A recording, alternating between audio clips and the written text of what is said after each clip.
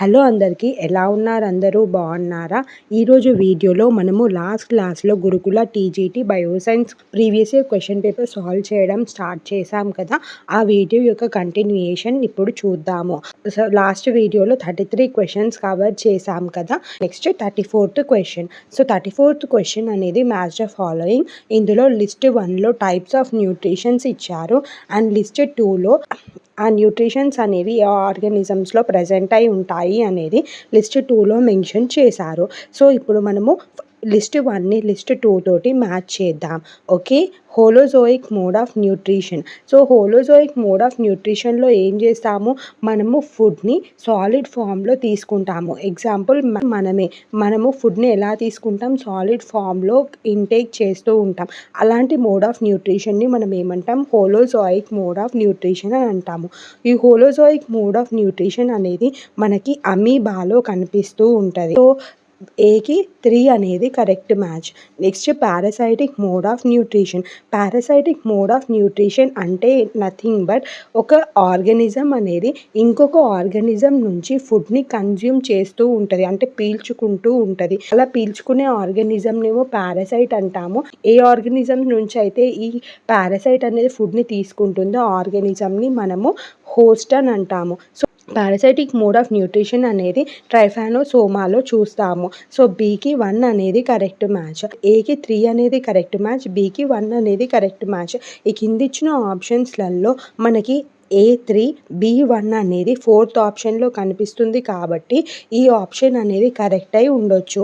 ఒకసారి C and డిని కూడా check చేసుకుందాం. నెక్స్ట్ ఏముంది, సిలో saprozoic mode of nutrition. Saprozoic mode of nutrition అంటే నథింగ్ బట్ ఆర్గానిజమ్స్ అనేవి డెడ్ అండ్ డీకేయింగ్ మ్యాటర్ నుంచి న్యూట్రియంట్స్ని అబ్జర్వ్ చేసుకుంటూ ఉంటాయి. అలాంటి మోడ్ ఆఫ్ న్యూట్రిషన్ని మనము కాప్రోజోయిక్ మోడ్ ఆఫ్ న్యూట్రిషన్ అని అంటాము. కాప్రోజోయిక్ మోడ్ ఆఫ్ న్యూట్రిషన్ అనేది మనము ఇంకో మోనాస్లో చూస్తాము. Okay, next holophytic mode of nutrition. Holophytic mode of న్యూట్రిషన్లో ఫుడ్ అనేది లిక్విడ్ ఫామ్లో ఇంటేక్ చేయబడుతుంది అండ్ ఇన్ఆర్గానిక్ మెటీరియల్ నుంచి ఫుడ్ అనేది తీసుకోవడం జరుగుతుంది. సో అలాంటి మోడ్ ఆఫ్ న్యూట్రిషన్ అనేది మనము యుగ్లినాలో చూస్తాము కాబట్టి డీకి 4 అనేది కరెక్ట్ మ్యాచ్. సో 4th ఆప్షన్లో మనకి ఈ మ్యాచెస్ అన్నీ కరెక్ట్గా కనిపిస్తున్నాయి కాబట్టి what is the correct answer for this question? 4th option is correct. Okay, next question చూద్దాము. So the events during erythrocytic cycle of plasmodium are given below. ప్లాస్మోడియంతో infect అయిన మాస్కిటోస్ అనేవి ఎప్పుడైతే హ్యూమన్స్ని బైట్ చేస్తాయో అప్పుడు వాళ్ళ బాడీలోకి స్పోరోజైట్స్ అనేవి ఎంటర్ అవుతాయి. సో ఈ స్పోరోజైట్స్ అనేవి హెపటోసైట్ సెల్స్ని రీచ్ అవుతాయి.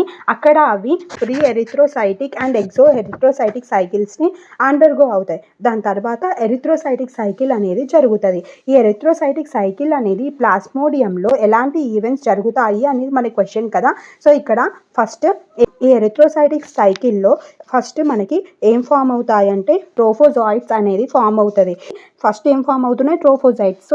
సో సి అనేది మన సీక్వెన్షియల్ ఆర్డర్లో ఫస్ట్ వస్తుంది. కింద ఇచ్చిన ఆప్షన్స్లలో సి ఎక్కడ కనిపిస్తుంది, మనకి ఫస్ట్ అండ్ థర్డ్ ఆప్షన్లో కనిపిస్తుంది కాబట్టి సెకండ్ అండ్ ఫోర్త్ ఆప్షన్స్ అనేవి ఎలిమినేట్ అయిపోయాయి. ట్రోఫోజైట్స్ ఫామ్ అయిన తర్వాత మనకి ఈ ట్రోఫోజైట్స్ లోపల మనకు ఒక రింగ్ లాంటి స్ట్రక్చర్ ఫామ్ అవుతుంది. సో ఆ స్టేజ్ని మనం ఏమంటామంటే సిగ్నెట్ రింగ్ స్టేజ్ అని అంటాము. సో ట్రోఫోసైట్స్ తర్వాత సిగ్నెట్ రింగ్ స్టేజ్ అనేది ఫామ్ అవుతుంది. సో ఫస్ట్ అండ్ థర్డ్ ఆప్షన్లో మనకి సిగ్నెట్ రింగ్ స్టేజ్ అని ఉంది కాబట్టి నెక్స్ట్ చూద్దాము. ఈ సిగ్నెట్ రింగ్ స్టేజ్ తర్వాత సూడోపోడియా అనేది డెవలప్ అయ్యి అది అమీబాయిడ్ స్టేజ్లోకి ఎంటర్ అవుతుంది. సిగ్నెట్ రింగ్ స్టేజ్ తర్వాత అమీబాయిడ్ స్టేజ్లోకి ప్లాస్మోడియం అనేది ఎంటర్ అవుతుంది. సో బి అనేది నెక్స్ట్ వస్తుంది. సో ఫస్ట్ అండ్ థర్డ్ ఆప్షన్లో బి అనేది మనకి థర్డ్ ఆప్షన్లో కనిపిస్తుంది కాబట్టి what is the correct answer for this question? Third option is correct. Okay, so amoeboid stage తర్వాత నెక్స్ట్ ఫామ్ అయ్యే స్టేజ్ ఏంటంటే షిజాంట్ స్టేజ్ అండ్ దెన్ గ్యామెటోసైట్ ఫార్మేషన్ అనేది జరుగుతుంది. ఓకే, అర్థమైంది కదా. ప్లాస్మోడియం యొక్క ఎరిథ్రోసైట్ సైకిల్లో డిఫరెంట్ స్టేజెస్ అనేవి ఏ సీక్వెన్షియల్ ఆర్డర్లో ఉంటాయి అనేది నెక్స్ట్ క్వశ్చన్ చూద్దాము. 36th question. ఇది మళ్ళీ match the following question. List 1లోనేమో డిఫరెంట్ టైప్స్ ఆఫ్ సూడోపోడియాస్ ఇచ్చారు అండ్ లిస్ట్ 2లో ఆ సూడోపోడియాస్ అనేవి ఏ ఆర్గానిజంలో ఉంటాయి అనేది ఇచ్చారు. ఓకే. సో ఇప్పుడు మనము దీన్ని కరెక్ట్‌గా మ్యాచ్ చేసి కింద ఇచ్చిన ఆప్షన్స్ నుంచి కరెక్ట్ ఆప్షన్‌ని సెలెక్ట్ చేసుకోవాలి. సో సూడోపోడియా అనేది మనకి సెల్యులార్ ఎక్స్టెన్షన్స్ వల్ల ఫామ్ అవుతాయి కదా! సో అది మనకి లోకోమోషన్‌లో హెల్ప్ చేస్తది. సో ఈ సూడోపోడియా అనేది టెంపరరీ స్ట్రక్చర్స్ అండ్ అవి సబ్‌స్ట్రేటమ్ యొక్క మూవ్‌మెంట్‌కి హెల్ప్ చేస్తూ ఉంటది. అవి ఫాల్స్ లెగ్స్ లాగా పనిచేస్తున్నాయి కాబట్టి దీన్ని మనము సూడోపోడియా అని అంటున్నాము. సో ఫస్ట్ వన్ ఏంటి రైజోపోడియం. సో ఈ రైజోపోడియం అనేది మనకి ఎక్కడ కనిపిస్తదంటే ఎల్ఫీడియంలో కనిపిస్తది. నెక్స్ట్ ఏంటి ఫిలోపోడియం. సో ఫిలోపోడియం అనేది మనకి గ్రోమియాలో కనిపిస్తది. యాక్సోపోడియం వచ్చేసి యాక్టినోఫైరిస్లో కనిపిస్తది. అండ్ లోబోపోడియం డిఫ్లూజియా కనిపిస్తది. సో లోబోపోడియం అంటే అందులో ఫింగర్ లైక్ సూడోపోడియా ఉంటది. ఫిలోపోడియంలో మనకి ఫైబర్ లైక్ సూడోపోడియం ఉంటది. రైజోపోడియంలో నెట్వర్క్ లైక్ సూడోపోడియం ఉంటది. హెలియోపోడియా ఆర్ యాక్సోపోడియాలో మనకి సన్ రేస్ లైక్ సూడోపోడియా అనేది కనిపిస్తది. So what is the correct answer for this question? Fourth option is correct. Next question, how many floating ribs are found in హ్యూమన్స్లో ఎన్ని floating ribs అనేవి ఉంటాయి అనేది question. Human యొక్క rib cage చూసినప్పుడు మనకి బాటమ్ నుంచి 2 రిబ్స్ అనేవి డార్సల్ సైడ్ నుంచి మన రిబ్ కేజ్కి అటాచ్ అయ్యి ఉంటాయి. బట్ రిబ్స్ అనేవి వెంట్రల్ సైడ్లో అటాచ్ అయ్యి ఉండవు. సో అందుకే ఈ రిబ్స్ని మనము ఫ్లోటింగ్ రిబ్స్ అని అంటాము. అర్థమైందా? What is the correct answer for this question? Second option is correct. Next question చూద్దాము. Study the following characteristic features. ఇక్కడ ఇచ్చిన క్యారెక్టరిస్టిక్ ఫీచర్స్ అనేవి ఏ ఫైలంలో ప్రజెంట్ అయి ఉంటాయి అనేది కింద ఇచ్చిన ఆప్షన్స్ నుంచి సెలెక్ట్ చేసుకోవాల్సి ఉంటుంది. ఆ ఫీచర్స్ ఏంటనేది చూద్దాము. Diploblastic body wall, radial symmetry, cylindron body cavity, extra and intracellular digestion, asexual mode of reproduction and holoblastic cleavage. So ఈ క్యారెక్టరిస్టిక్ ఫీచర్స్ అన్నీ మనము సినిడేరియన్స్లో చూస్తాము. So what is the correct answer for this question? Cnidaria. ఈ characteristic features అనేవి మనము సినిడేరియాలో చూస్తాం కాబట్టి ఈ క్వశ్చన్ యొక్క కరెక్ట్ ఆన్సర్ ఏంటి? సినిడేరియా. క్లియర్ కదా? నెక్స్ట్ క్వశ్చన్ చూద్దాం. హిరుడినేరియా అంటే లీచ్. సో లీచ్లో మనకి ఎన్ని పేర్స్ ఆఫ్ టెస్టిస్ అండ్ ఎన్ని పేర్స్ ఆఫ్ నెఫ్రీడియా అనేది ప్రజెంట్ అయి ఉంటుంది అనేది క్వశ్చన్. సో లీచ్లో మనకి టోటల్గా 11 pair of testis and 17 pairs of nephridia అనేది కనిపిస్తుంది. ఆప్షన్స్లలో మనకి థర్డ్ ఆప్షన్లో 11 అండ్ 17 కనిపిస్తుంది కాబట్టి what is the correct answer for this question? Third option is correct. Okay. Next question చూద్దాము. Carbon dioxide transported in blood mainly in the form of. Carbon dioxide అనేది బ్లడ్లో transport అవుతూ ఉంటుంది కదా. సో అలా ట్రాన్స్పోర్ట్ అవుతున్నప్పుడు కార్బన్ డైఆక్సైడ్ అనేది ఏ ఫామ్లో ఉంటుంది అనేది క్వశ్చన్. ఓకే. ఆప్షన్స్ చూద్దాము. Dissolved in plasma, bicarbonate, carbonates, carbamino compounds. So carbon dioxide ఎప్పుడైతే బ్లడ్లో ట్రాన్స్పోర్ట్ అవుతూ ఉంటుందో అది బైకార్బోనేట్ ఫామ్లో ఉంటుంది. Okay. So what is the correct answer for this question? Second option is correct. బ్లడ్లో కార్బన్ డైఆక్సైడ్ అనేది ఎలా ట్రాన్స్పోర్ట్ అవుతుంది? బైకార్బోనేట్ ఫామ్లో ట్రాన్స్పోర్ట్ అవుతూ ఉంటుంది. ఓకేనా? నెక్స్ట్ క్వశ్చన్ చూద్దాము. Amniocentesis, amniotic fluid is collected for the diagnosis of. So ఈ అమ్నియోసెంటసిస్లో అమ్నియోటిక్ ఫ్లూయిడ్ని కలెక్ట్ చేసి దేని డయాగ్నోస్ చేయడానికి యూస్ చేస్తాము అనేది క్వశ్చన్. సో కింద ఆప్షన్స్లలో viral infection, bacterial infection, physiological abnormalities and chromosomal abnormalities ఇచ్చారు. Okay.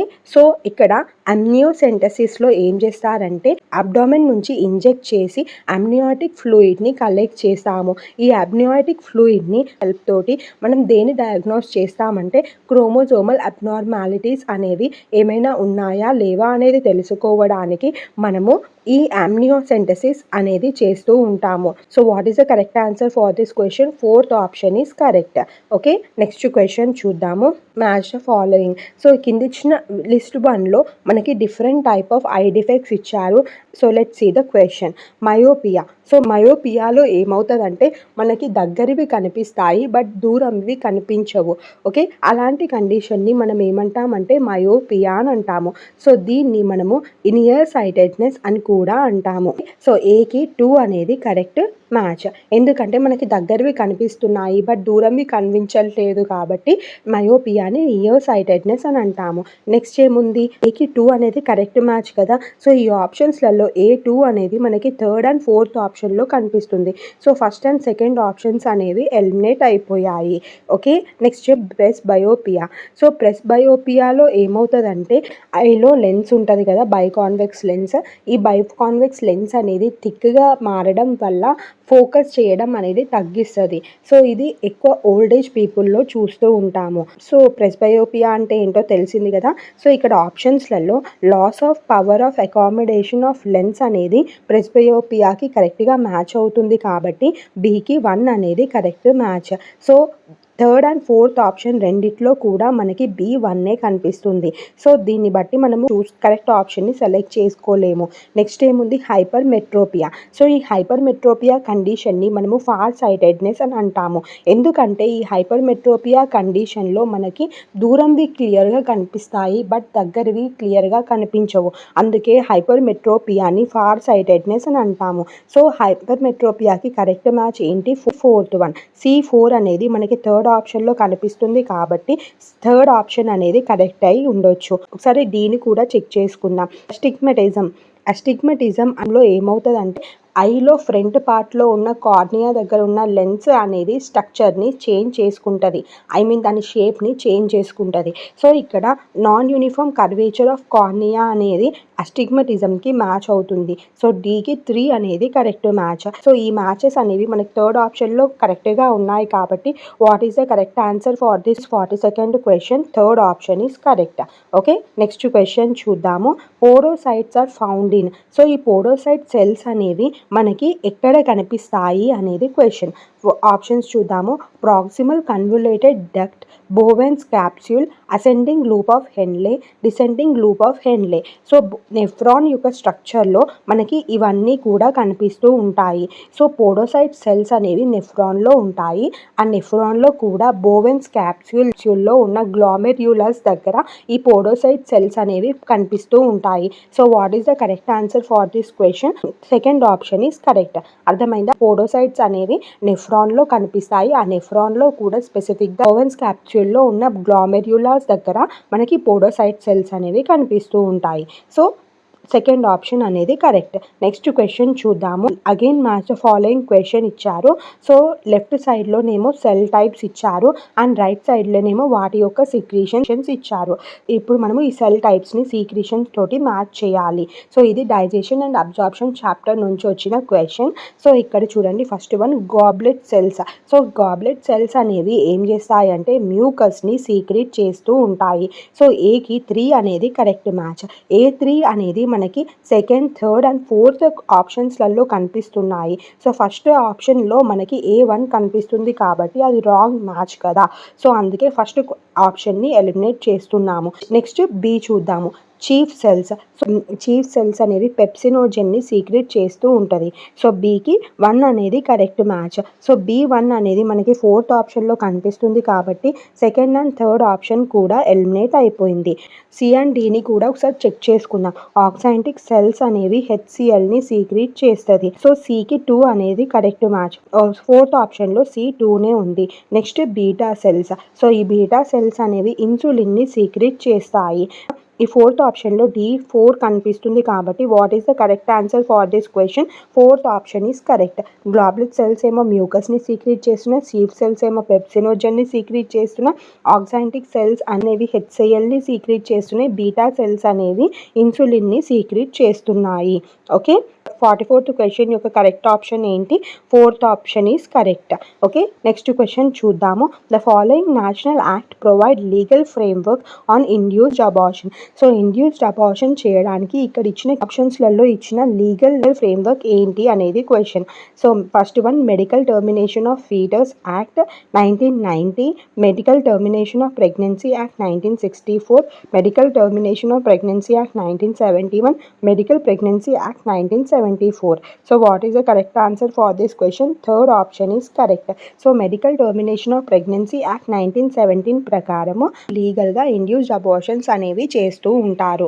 Okay, so 45th question యొక్క కరెక్ట్ ఆన్సర్ ఏంటి? Third option is correct.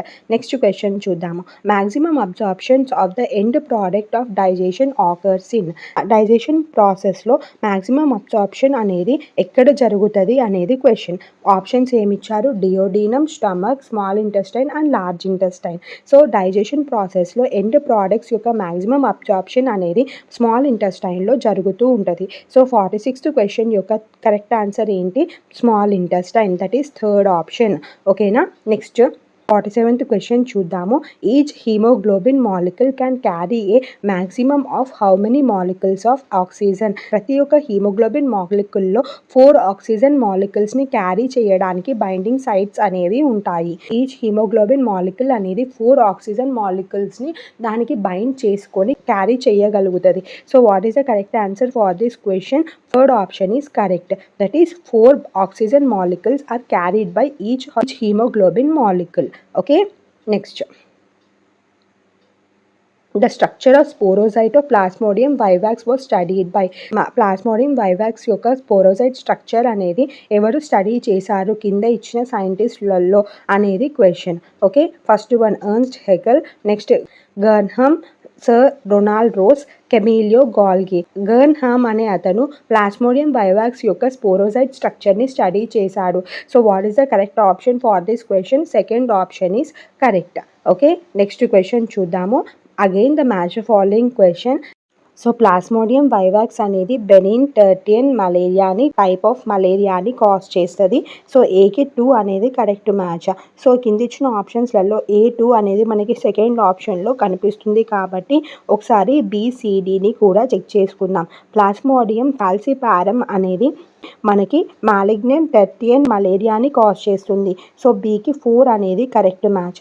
Plasmodium ovale అనేది మైల్డ్ టెర్టియన్ మలేరియాని కాజ్ చేస్తుంది. ప్లాస్మోడియం మలేరియా అనేది క్వాటైన్ మలేరియాని కాజ్ చేస్తుంది. సో సెకండ్ ఆప్షన్లో ఉన్న అన్ని కరెక్ట్ మ్యాచెసే ఉన్నాయి కాబట్టి what is the correct answer for this question? Second option is correct. అర్థమైందా? ప్లాస్మోడియం వైవాక్స్ టైప్ ఆఫ్ మలేరియాని కాజ్ చేస్తుంది, బెనిన్ టెర్టియన్ మలేరియాని కాజ్ చేస్తుంది. ప్లాస్మోడియం ఫాల్సిపారం అనేది మాలిగ్నెంట్ టెర్టియన్ మలేరియాని కాజ్ చేస్తుంది. ప్లాస్మోడియం ఓవాలే అనేది మైల్డ్ టెర్టియన్ మలేరియాని కాజ్ చేస్తుంది. అండ్ ప్లాస్మోడియం మలేరియా అనేది క్వాటైన్ మలేరియాని కాజ్ చేస్తుంది. ఓకే, సో నెక్స్ట్ క్వశ్చన్ చూద్దాము. The middle ear of human contains 3 ossicles called. So human యొక్క మిడిల్ ఇయర్లో 3 ఆసికల్స్ అనేవి కనిపిస్తూ ఉంటాయి. అవేంటంటే malleus, incus and స్టేప్స్.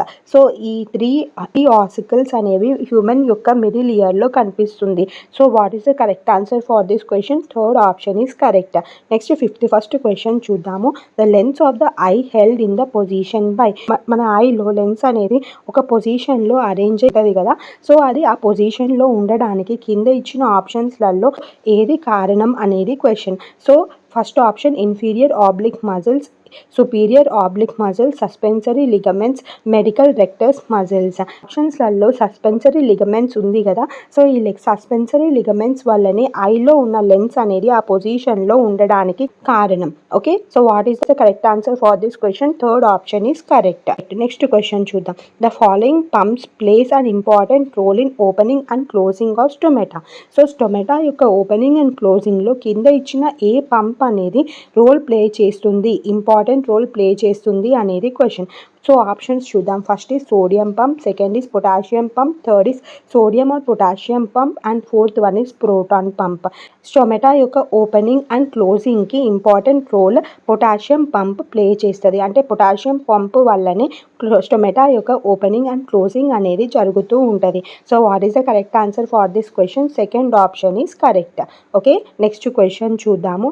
Organ of Corti is situated in. Organ of Corti అనేది ఇయర్లో ఉంటుంది కదా. సో ఇయర్లో ఏ రీజన్లో ఈ ఆర్గన్ ఆఫ్ కార్టీ అనేది సిచ్యువేట్ అయి ఉంటుంది అనేది question.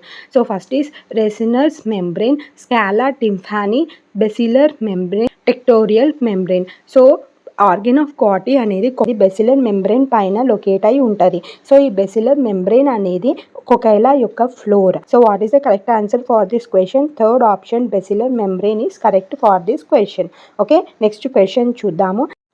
A diet high in saturated fats can be linked to which of the following? Saturated fats తోటి హైగా ఉన్న డైట్ని తీసుకోవడం వల్ల కింద ఇచ్చిన ఆప్షన్స్లలో ఆ డిసీజెస్ నుంచి ఏ డిసీజ్ అనేది ఎఫెక్ట్ అవుతుంది అనేది question. Okay, so saturated fats కలిగిన హై డైట్ని కన్జ్యూమ్ చేయడం వల్ల కార్డియోవాస్కులర్ డిసీజెస్ అనేవి వస్తూ ఉంటాయి. సో 55th క్వశ్చన్ యొక్క కరెక్ట్ ఆప్షన్ ఏంటి? Fourth option is correct. 56th question, world health organization is located in. World health organization అనేది కింద ఇచ్చిన ఆప్షన్స్లలో ఎక్కడ వరల్డ్ హెల్త్ ఆర్గనైజేషన్ అనేది లొకేట్ అయి ఉంది? సో కింద ఆప్షన్స్లలో New Delhi, Geneva, New York and London ఇచ్చారు. So world health organization that is nothing but WHO అనేది జెనీవాలో లొకేట్ అయి ఉంది. So what is the correct answer for this question? Second option is correct. While the general type of vegetation is not related to temperature, the type of flora of particular region is determined by it. So ఒక particular ఏరియాలో పెరిగే vegetation అనేది temperature తోటి relate అయి ఉండట్లేదు. So ఆ particular రీజన్లో పెరిగే flora అనేది దేని బేసిస్ మీద డిటర్మైన్ అవుతుంది అనేది క్వశ్చన్. స్కయోఫైట్స్ అంటే అవి షేడీ రీజన్లో పెరిగే ప్లాంట్స్. సో షేడీ రీజన్లో పెరుగుతున్నాయి కాబట్టి అంటే దానికి ఇంత టెంపరేచర్ ఉంటేనే పెరుగుతుంది, అంత టెంపరేచర్ ఉంటేనే పెరుగుతుంది అని ఏమీ ఉండదు. What is the correct answer for this question? Option 4 is correct for this question. అంటే లా ఆఫ్ స్కియోఫైట్స్ అనేది కరెక్ట్ ఆన్సర్. నెక్స్ట్ క్వశ్చన్ చూద్దాం. అక్వాటిక్ ఎకోసిస్టమ్ అనేది fresh water and marine ecosystem లాగా డివైడ్ అయింది. లెంటిక్ ఎకోసిస్టమ్ అనేది దేన్ని రిప్రజెంట్ చేస్తుంది అనేది క్వశ్చన్. సో ఇక్కడ ఆప్షన్స్లలో ఓషన్, స్ప్రింగ్, లేక్ అండ్ ఎస్టరీ ఇచ్చారు. సో లెంటిక్ ఎకోసిస్టమ్ అనేది స్టేబుల్గా ఉన్న వాటర్ సిస్టమ్ని రిప్రజెంట్ చేస్తుంది కాబట్టి ఇక్కడ ఓషన్, స్ప్రింగ్, లేక్ అండ్ ఎస్టరీలో లేక్లో ఉన్న వాటర్ అనేది స్టేబుల్గా ఉంటుంది కాబట్టి లెంటిక్ ఎకోసిస్టమ్ అనేది లేక్ని రిప్రజెంట్ చేస్తుంది. సో పాండ్స్, లేక్స్ అనేవి లెంటిక్ ఎకోసిస్టమ్ కిందికి వస్తుంది. So what is the correct answer for this question? Third option is correct. Okay, next question చూద్దాము. Whenever energy is transferred from one form to another, the amount of useful energy decreases because of the loss in the form of heat. This is known as. ఎప్పుడైతే energy అనేది ఒక form నుంచి ఇంకొక ఫామ్కి transfer అవుతుందో అప్పుడు amount of useful energy అనేది each traffic లెవెల్లో decrease అవుతూ ఉంటుంది. ఎందుకు ఇలా డిక్రీజ్ అవుతుందంటే ఎనర్జీ అనేది హీట్ ఫామ్లో లాస్ అవుతుంది కాబట్టి ఈచ్ ట్రాఫిక్ లెవెల్లో ఎనర్జీ అనేది డిక్రీజ్ అవుతుంది. సో దీన్ని మనం ఏమంటాము? ఇలా లాస్ అవుతున్న హీట్ ఫామ్ని మనం ఏమంటాము అనేది క్వశ్చన్. సో ఇక్కడ ఆప్షన్స్లలో single channel energy model, free energy, enthalpy and entropy ఉంది. ఎనర్జీ అనేది హీట్ ఫామ్లో లాస్ అవుతుంది కదా, దాన్ని మనం ఏమంటామంటే ఎంట్రోపీ అని అంటాం. సో ఈ క్వశ్చన్ యొక్క కరెక్ట్ ఆన్సర్ ఏంటి? ఫోర్త్ ఆప్షన్ అనేది కరెక్ట్. అర్థమైందా? ఎనర్జీ అనేది ఒక ఫామ్ నుంచి ఇంకొక ఫామ్కి ట్రాన్స్ఫర్ అవుతూ ఉంటుంది అండ్ ఈచ్ స్టేజ్లో సమ్ అమౌంట్ ఆఫ్ ఎనర్జీ అనేది డిక్రీజ్ అవుతుంది. ఎందుకంటే అక్కడ ఎనర్జీ అనేది హీట్ ఫామ్లో లాస్ అవుతుంది. సో ఇక్కడ ఒక సిస్టమ్ నుంచి ఎనర్జీ అనేది బయటికి వెళ్ళిపోతుంది కాబట్టి దీన్ని మనం ఏమంటాము? ఎంట్రోపీ అని అంటాము. So what is the correct answer for this question? Fourth option is correct. Next question చూద్దాం. Again the match following question. ఇక్కడ లిస్ట్ 1లో నేషనల్ పార్క్స్ ఇచ్చారు అండ్ లిస్ట్ 2లో ప్రొటెక్టెడ్ యానిమల్స్ ఇచ్చారు. సో ఈ నేషనల్ పార్క్స్ అయిన దశగాం నేషనల్ పార్క్ అనేది జమ్మూ కాశ్మీర్లో ఉంటుంది. లిస్ట్ 2లో చూడండి కాశ్మీర్ స్టాగ్ అని ఉన్నది కదా, సో నేమ్లోనే ఉంది. దశగాం నేషనల్ పార్క్ ఏమో జమ్మూ కాశ్మీర్లో ఉంటుంది. సో ఇది డెఫినెట్గా కాశ్మీర్ స్టాగ్ని ప్రొటెక్ట్ చేస్తూ ఉంటుంది కాబట్టి ఏకి 2 అనేది కరెక్ట్ మ్యాచ్. సో ఇక్కడ ఆప్షన్స్లలో ఫస్ట్ అండ్ ఫోర్త్ ఆప్షన్లలో మనకి A2 కనిపిస్తుంది కాబట్టి సెకండ్ అండ్ థర్డ్ ఆప్షన్స్ అనేవి ఎలిమినేట్ అయిపోయాయి. ఫస్ట్ అండ్ ఫోర్త్ ఆప్షన్ నుంచి కరెక్ట్ ఆప్షన్ని సెలెక్ట్ చేయాలి. కియోలాడియో నేషనల్ పార్క్ అనేది బర్డ్స్ని ప్రొటెక్ట్ చేస్తుంది. ఓకే, సికి 1 అనేది correct match. But first and fourth ఆప్షన్స్లలో B1 ఉంది. సో నెక్స్ట్ సి చూద్దాము. రాజాజీ నేషనల్ పార్క్ అనేది ఉత్తరాఖండ్లో ఉంది అండ్ ఇది ఏం చేస్తుంది అంటే ఏషియన్ ఎలిఫెంట్ని ప్రొటెక్ట్ చేస్తూ ఉంటుంది. సో సికి 4 అనేది correct match. First and fourth ఆప్షన్స్లలో C4 అనేది మనకి ఫస్ట్ ఆప్షన్లో కనిపిస్తుంది కాబట్టి ఫస్ట్ ఆప్షన్ అనేది కరెక్ట్ ఆన్సర్. సో ఒకసారి డి కూడా చెక్ చేసుకుందాం. గిర్ ఫారెస్ట్ నేషనల్ పార్క్ అనేది గుజరాత్లో ఉంటుంది అండ్ అది ఏషియాటిక్ లయన్ని ప్రొటెక్ట్ చేస్తూ ఉంటారు. సో డికి 3 అనేది కరెక్ట్ మ్యాచ్. ఇక్కడ ఫస్ట్ ఆప్షన్లో మనకి అన్ని మ్యాచెస్ కరెక్ట్ కరెక్ట్గా కనిపిస్తున్నాయి కాబట్టి what is the correct answer for this question? First option is correct. Okay, next question చూద్దాము. A zone of junction or transition area between two diverse communities where this communities integrate is known as.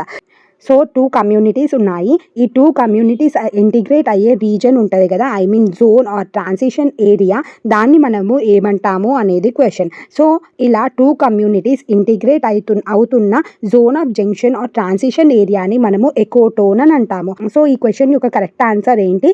Second option అనేది correct.